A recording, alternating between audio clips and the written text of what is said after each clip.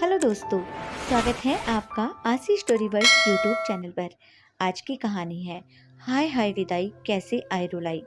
आज बनकर आ ही गया मेरी शादी का वीडियो।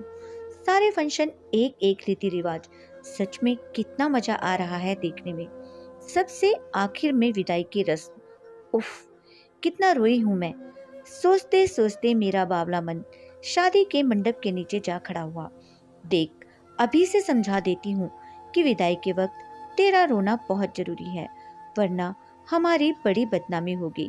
लोग कहेंगे कि बेटी को कभी प्यार न दिया होगा, तभी तो जाते वक्त बिल्कुल न रोई। अच्छी तरह समझ ले, वरना पता चला उस वक्त भी खी करके हंस रही है।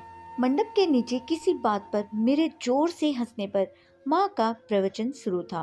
पर क्यों माँ, अकेला लड़का, वह भी मेरी पसंद का, अच्छी जॉब और पैसे वाला।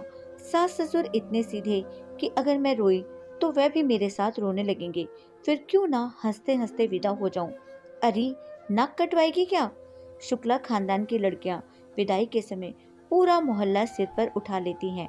देखा नहीं था कुछ साल पहले अपनी शादी में तेरी बुआ कितना रोई थी। माँ, बुआ तो इसलिए रोई थी कि तुम लोगों ने उनकी शादी उनकी पसंद से ना कराकर दुहाजू बूढ़े खड़ूस से करवा दी थी। बेचारी बुक्का फाड़ कर ना रोती तो क्या करती। अपनी माँ की सीख गांठ बांध ले।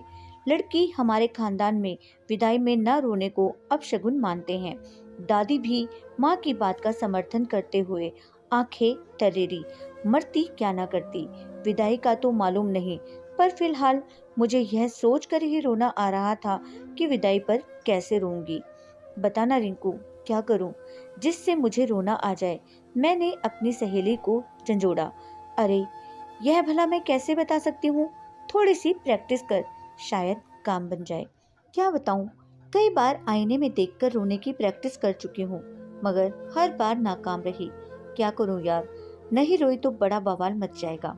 दादी, बुआ, चाची, यहाँ तक कि मम्मी ने भी खास हिदायतें दी हैं कि स्टेज पर बैठी खाली खीसे न निपोड़ती रहूं, बल्कि विदाई पर कायदे से रोऊं भी।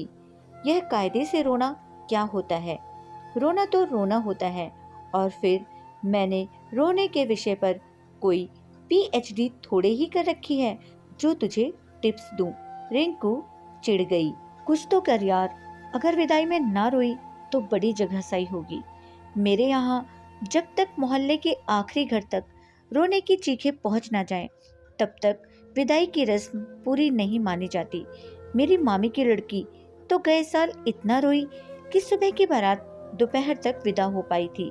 हाँ, यह बात अलग है कि उसका लफड़ा कहीं और चल रहा था और शादी कहीं और हो रही थी। पर मैं क्या करूं, मेरी तो शादी भी मेरी पसंद से हो रही है। कहीं कोई रुकावट नहीं, कोई जबरदस्ती नहीं, तो आखिर रोऊं कैसे मैं। मैंने अपना दुखड़ा सुनाते हुए उससे विनती की।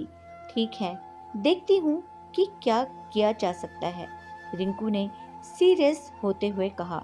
2 दिन बाद ही रिंकू ने चहकते हुए घर में प्रवेश किया। खुशखबरी है तेरे लिए, मिल गई रोने की जादुई चाबी, चल मेरे साथ। वैसे तो 7 दिन की ट्रेनिंग है, पर मैंने बात की है कि हमें थोड़ी जल्दी है, लिहाजा डबल चार्ज पर वह हमारा रजिस्ट्रेशन कर लेगी। क्या बात कर रही है, ट्रेनिंग और वह भी रोने की। मेरा मुंह हैरानी से खुला का खुला रह गया। हाँ मेरी जान, हंसी से रिंकू दोहरी हुई जा रही थी। विदाई में सही से रोने की यह समस्या अब सिर्फ तुम्हारी नहीं, बल्कि एक राष्ट्रीय समस्या बन गई है। आजकल दुल्हनों को अपनी पसंद के दूल्हे जो मिलने लगे हैं, अब उन्हें रुलाई आए भी तो कैसे। इसी समस्या से छुटकारा दिलाता यह ट्रेनिंग सेंटर। यहाँ दुल्हन के साथ साथ उसकी सखियों को भी सिखाता है कि विदाई पर कैसे रोना है। इसका मतलब अब मैं सही से रो सकूंगी। मेरी खुशी का कोई ठिकाना न था। कुछ ही देर में हम शहर के मशहूर मॉल के अंदर खुले उस ट्रेनिंग सेंटर में थे। देखिए, सबसे पहले इस चार्ट को अच्छी तरह स्टडी कीजिए। इसमें रोने के कई तरीकों का उल्लेख है। हर रुलाई का अलग अलग चार्ज है। रिसेप्शन पर बैठी मैडम ने मुस्कुराते हुए हमें एक चार्ट पकड़ाया। रोने के तरीकों को देखकर हमारी आंखें चौड़ी होती चली गईं। सिंपल रुलाई यानी सलीलता से धीरे धीरे रोना, चार्ज 5,000। मगरमच्छी रुलाई यानी बिना एक भी आंसू टपकाए सिर्फ रोने की आवाज निकालना, चार्ज 4,000। सैलाबी रुलाई यानी इतने जोर से रोना मानो सैलाब आ गया हो, चार्ज 3,500। दहाड़े मार रुलाई यानी रुक रुक कर दहाड़े मारना, जैसे कहीं बम के धमाके हो रहे हो, चार्ज 3,000। सिसकी रुलाई यानी सिसकते हुए रोना, चार्ज 2,500। मिली जुली रुलाई यानी सभी सखियों सहित एक साथ रोना, चार्ज 2,000।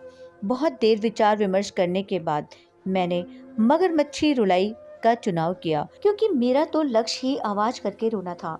अपने कीमती आंसू तो मैं एक भी नष्ट नहीं करना चाहती थी।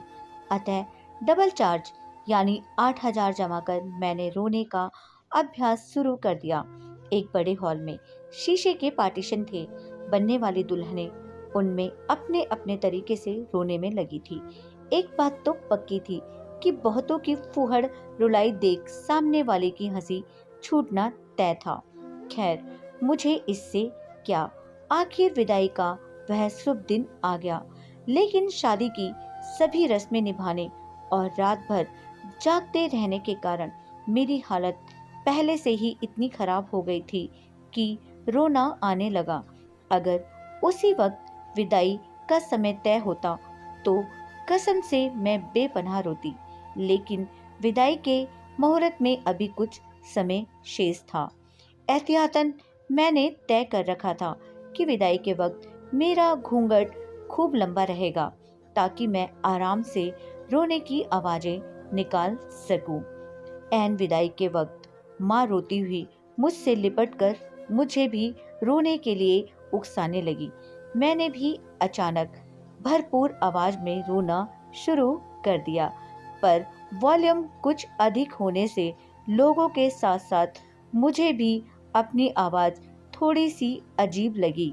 अतः एक दो लोगों से मिलकर थोड़ी देर बाद मैं चुप हो गई। तभी 8-10 साल के एक शैतान बच्चे ने कमेंट किया, अभी तो आप इतनी जोर से रो रही थी, अब क्यों नहीं रो रही? शायद मेरे रोने पर उसे मजा आ रहा था। गुस्सा तो उसके ऊपर इतना आया कि एक तो इतनी मुश्किल से रो रही हूँ और उसका भी यह मजाक उड़ा रहा है सबके सामने। पर वक्त की नजाकत देख मैंने कोई प्रतिक्रिया ना दी। तभी अचानक चाची ने खींचकर मुझे अपने सीने से चिपटा लिया और आह आह आह की आवाजों के साथ मैं चीख पड़ी, इतना न रो मेरी लाडो, हम तुझे जल्द ही बुलवा लेंगे। कहते हुए चाची ने देर तक मुझे अपने से लिपटाए रखा, बिना यह जाने कि उनकी साड़ी में लगी सेफ्टी पिन इतनी तेजी से मुझे चुभे जा रही है। जैसे तैसे उनसे जान छूटी और मैं पलटी तो देखा वही शैतान बच्चा मेरे घूंघट के अंदर झांक रहा है।